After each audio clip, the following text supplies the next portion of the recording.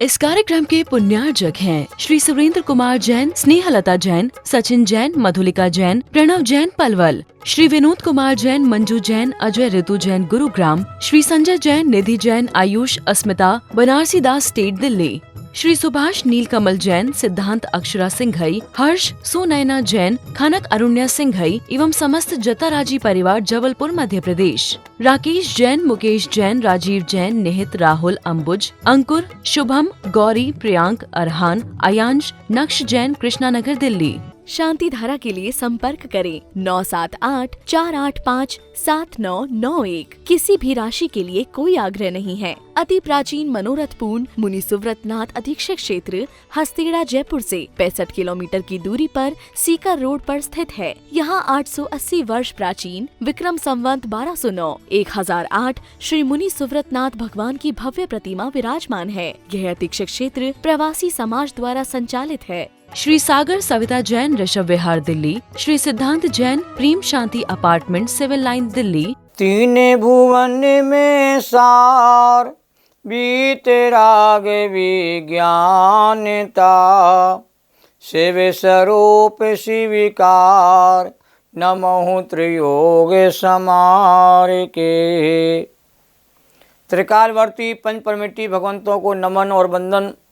तीन लोक के सभी जीवात्मा के शुद्ध चेतन स्वरूप को नमन और वंदन।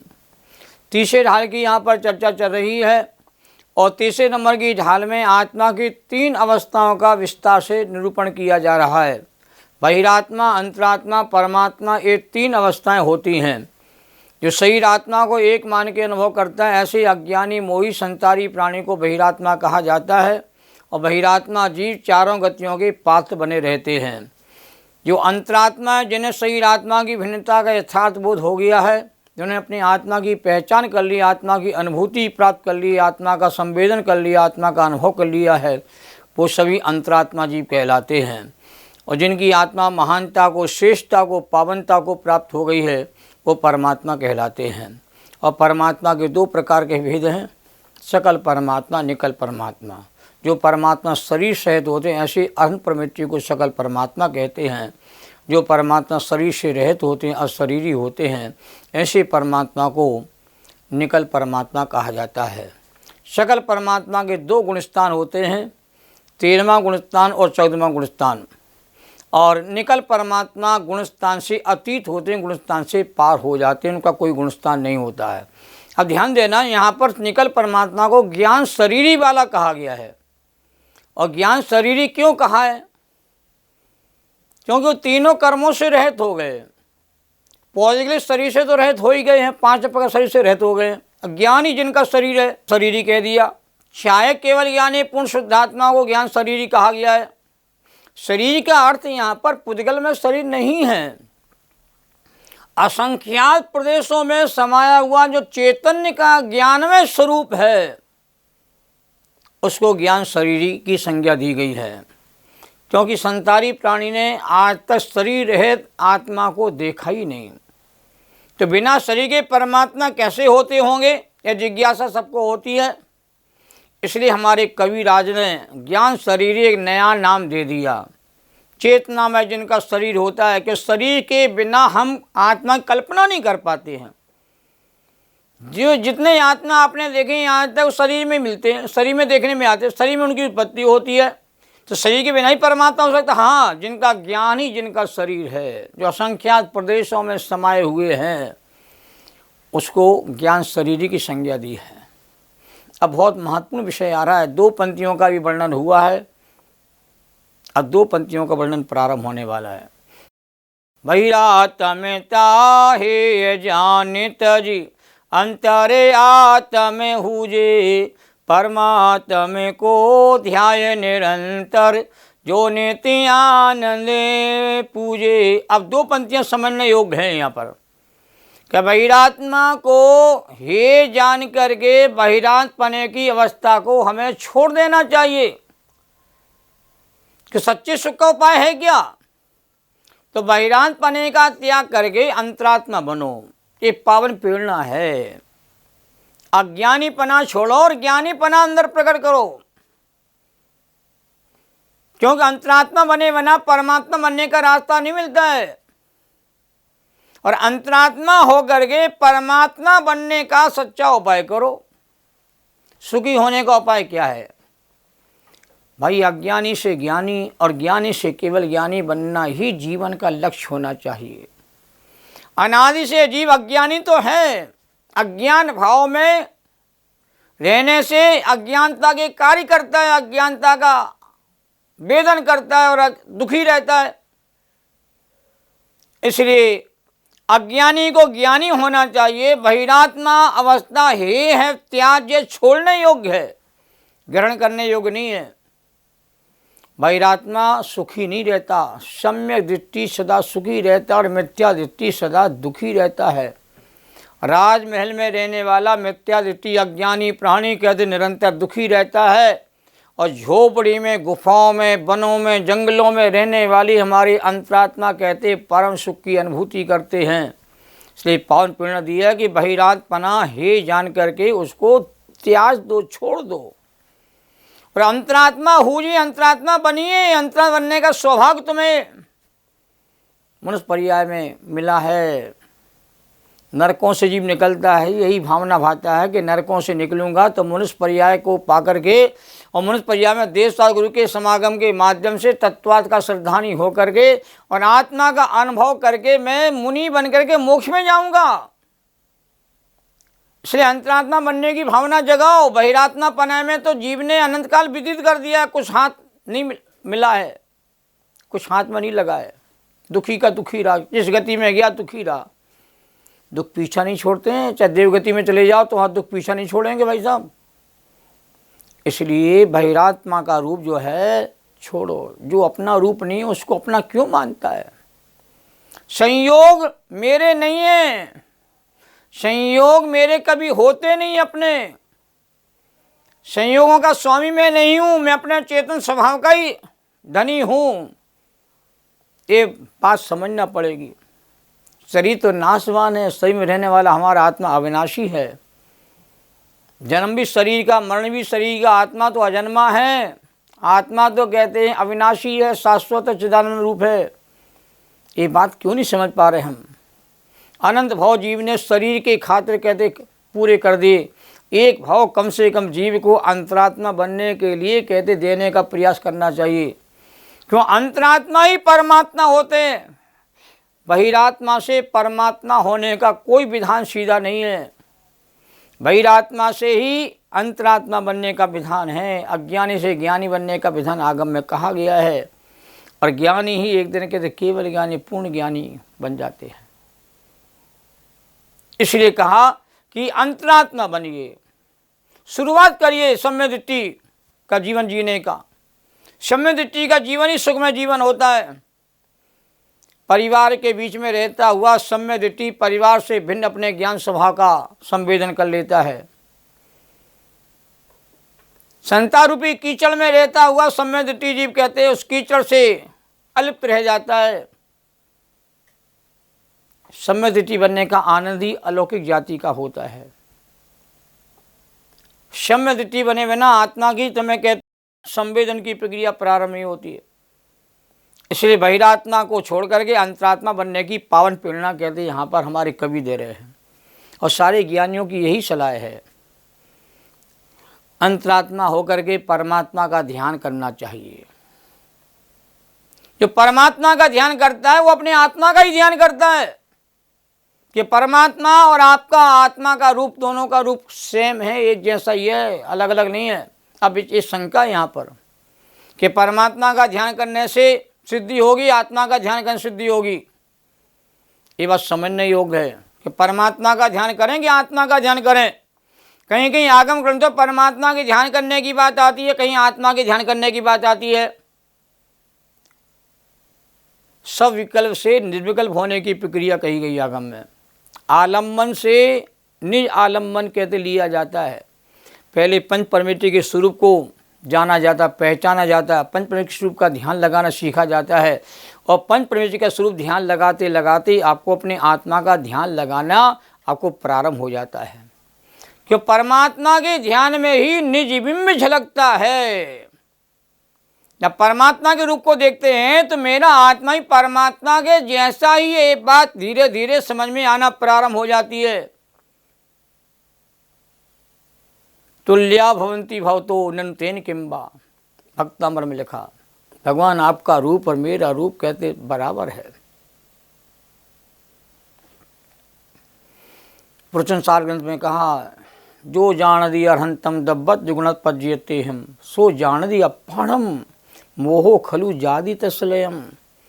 जो अरहंतों को जानता, सिद्धों को जानता है, गुण पर्यायों से जानता है, वो अपनी आत्मा को जानता है। मतलब परमात्मा को जानने वाला आत्मा को जानता है, और आत्मा को जानने वाला मोह को नष्ट कर देता है, मोह से रहित हो जाता है, निर्मोही हो जाता है। निर्मोही होने की एक ही कला है कि अपने आत्मा की आपको अनुभूति हो, और आत्मा की अनुभूति परमात्मा की अनुभूति के माध्यम से होती है। तो परमात्मा का रूप मेरे भीतर ही बैठा हुआ है। एक परमात्मा सिद्धालय में विराजमान है, एक परमात्मा मंदिर में मूर्ति के भीतर विराजमान है, और एक परमात्मा देह देवल के भीतर विराजमान है। तीन परमात्मा हो गए। शरीर में रहने वाला परमात्मा, जिसके आश्रय करने से, जिसके ध्यान करने से, जिसकी अनुभूति करने से जीव अंतरात्मा परमात्मा होते हैं। और मंदिर में जो परमात्मा विराजमान है तो मूर्ति से मूर्तिमान की स्तुति की जाती है।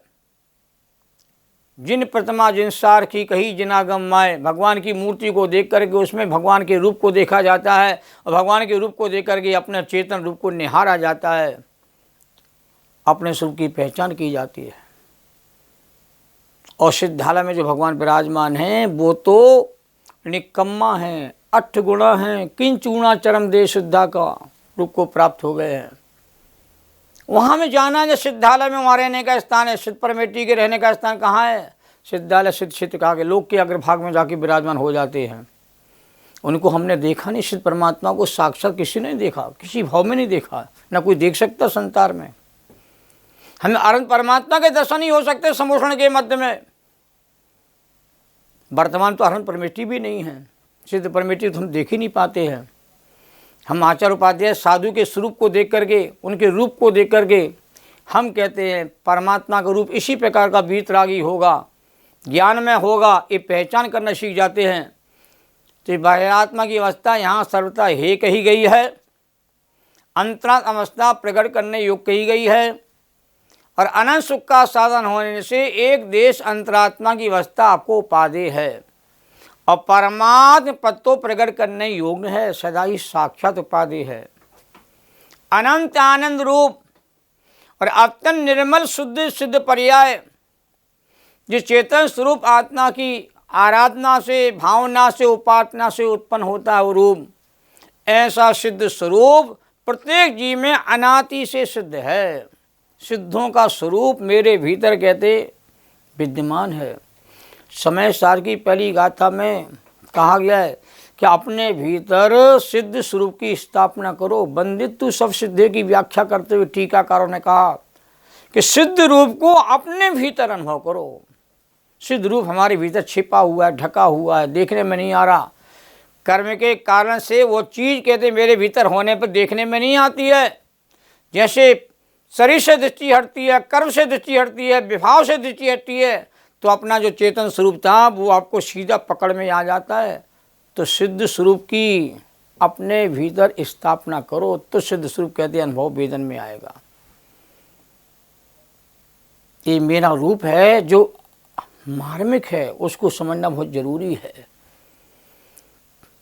तो हमें अंतरात्मा बनने का अवसर मिला है, इस अवसर को हमें व्यर्थ में नहीं खोना चाहिए। वर्तमान परमात्मा तो नहीं हो सकते, बात सही है, पर परमात्मा बनने के मार्ग पर हम लोग चल सकते हैं। मोक्ष मार्ग की प्रक्रिया वर्तमान काल में संभव है, मोक्ष की प्रक्रिया संभव नहीं है, पर मोक्ष मार्ग ही जो होता है वही मोक्ष में जाता है। और आज यह जीव बहिरात्मा से अंतरात्मा बनेगा तो कुछ भाव के भीतर कहते हैं वह जीव परमात्मा बनने की प्रक्रिया को प्रारंभ कर देगा।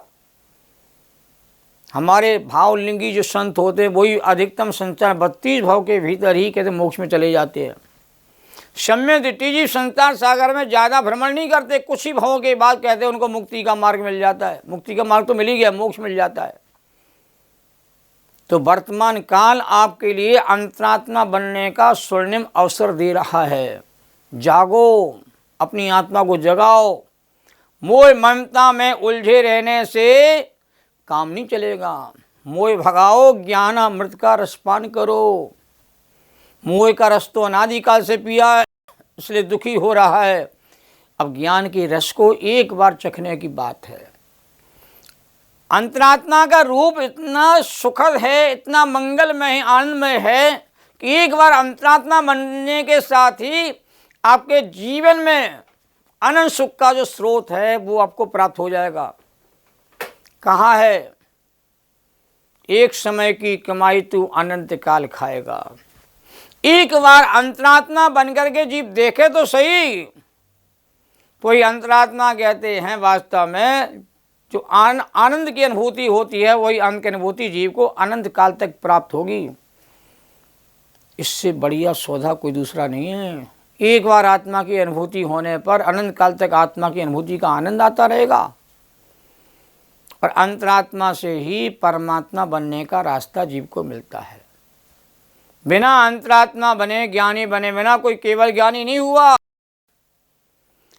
ज्ञानी बनोगे तो केवल ज्ञानी बनने में देर तो हो सकती है, पर अंधेर कभी नहीं हो सकती है। और ज्ञानी पना ही आपको केवल ज्ञानी की ओर लेके जाता है। जो जान दिशो हवद लानी, जो जानता है, वस्तु स्वरूप जानता है, अपने स्वपर के स्वरूप को जानता है, शुद्धात्मा के स्वरूप को जानता है, और शुद्धात्मा स्वरूप को जान करके उसमें कहते हैं लीन होने का अभ्यास करता है, और कभी कभी आत्मा के आनंद को प्राप्त भी करता है। ऐसे अंतरात्मा जीव कहते एक दिन परमात्मा बन जाते हैं। देखो, भरत चक्रवर्ती के 923 पुरुष पहली बार ही मनुष्य पर्याय में आए, और मनुष्य पर्याय में आके भगवान के सम्मोषण में जाके भगवान की देशना को सुनकर के मौन रहे, चुपचाप रहे। भगवान की देशना को सुनकर के अंतरात्मा हुए, और अंतरात्मा रह करके वही मुनिराज बन करके कहते हैं, वो जीव कहते उसी भाव में मोक्ष ले गए। एक भाव में अंतरात्मा बने, उसी भाव में परमात्मा बन गए। बहिरात्मा के रूप में जन्मे और अंतरात्मा बने, और अंतरात्मा बन करके वह जीव परमात्मा हो गए। एक भाव में तीनों रूप। बहिरात्मा का रूप भी रहा प्रारंभ में, और उसके बाद अंतरात्मा का रूप प्रकट हो गया, और शांति से चुपचाप रह करके अपनी साधना को साथ में हो हल्ला कुछ नहीं किया। धर्म की आराधना शोर शराबे से नहीं होती, हो अल्लाह से नहीं होती है, मंच सजाने से नहीं होती है, जनता को जोड़ने से मोक्ष मार्ग की साधना प्रारंभ नहीं होती है। मोक्ष मार्ग की साधना कहते मौन रह करके, चुपचाप एकाकी रह करके, अपने में रह करके ही मोक्ष की साधना को कहते साधा जाता है। तो विचार तो करो, हम कितने बार मनुष्य बन चुके हैं, कितनी बार देव पर्याय में हम लोगों ने चक्कर लगा लिए हैं, पर आज तक हमारी अंतरात्मा जागी नहीं है, अंतरात्मा का रूप प्रकट हुआ नहीं। तो क्या करें भाई? अनंत काल से संसार सागर में भटकते भटकते जीव का कहते समय कितना व्यतीत हो गया है, और अंतर बनने की भाव नहीं होते हैं, ज्ञानी बनने की भावना नहीं होती है। संसार में आगे बढ़ने की तो चेष्टा जीव करता रहता दिन रात, पर मोक्ष मार्ग की ओर अग्रसर होने के भाव जीव के कहते नहीं बन पाते। जाते जाते भी सोचता है कि मैं स्वाध्याय करूंगा, ध्यान लगाना सीखूंगा, परमात्मा की शरण में जाऊंगा, परमात्मा का आश्रय लूंगा, परमात्मा का ध्यान करूंगा, पर वो अवसर आ नहीं पाता है, और आयु कर्म जीव का पूरा हो जाता है।